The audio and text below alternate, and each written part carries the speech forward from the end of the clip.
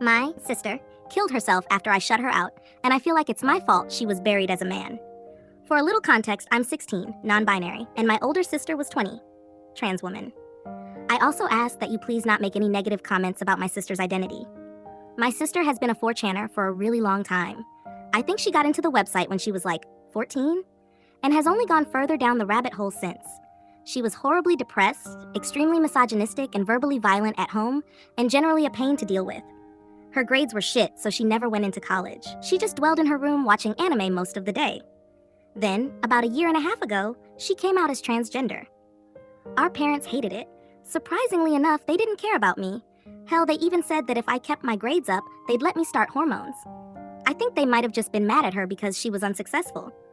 But since she was out of the way in most daily life anyway, they just let her stay in her room and never really kicked her out or did any of the stereotypical transphobic parents thing. She was such a shut-in that she didn't even want to go through the legal proceedings to change her legal name and gender because it would be such a hassle. The only people she ever came out to was us. The rest of her friends still knew her as a guy.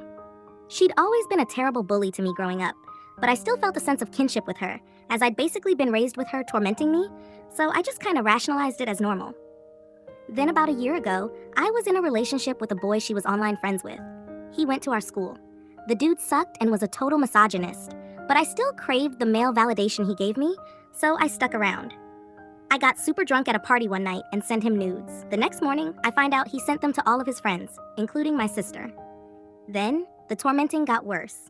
Every chance she'd get, she'd bring them up and insult my genitalia, calling it all kinds of weird, misogynistic shit.